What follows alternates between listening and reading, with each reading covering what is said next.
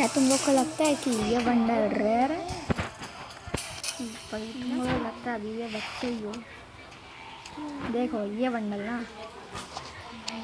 ये कोई एडिटिंग नहीं है, बस देख लो।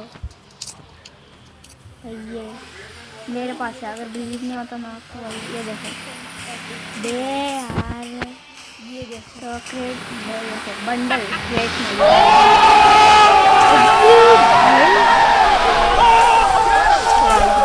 तो ये बंडल भाई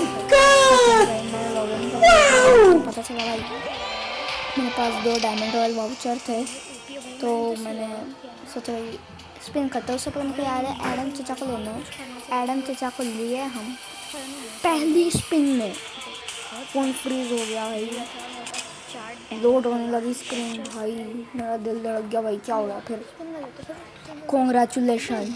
और उसके बाद ये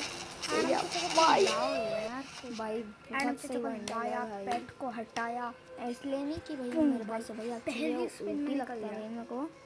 कांग्रेचुलेशन, खतरनाक ही बंडल है भाई ये। फोन वाइब्रेट होके फ्रीज हो गया, उसके बाद 2 सेकंड के बाद ओपी कांग्रेचुलेशन। तो भाई ये जो इसका एनिमेशन बहुत सही है भाई, ये 500 चलाती है, देख लो लकी भी बन है भाई।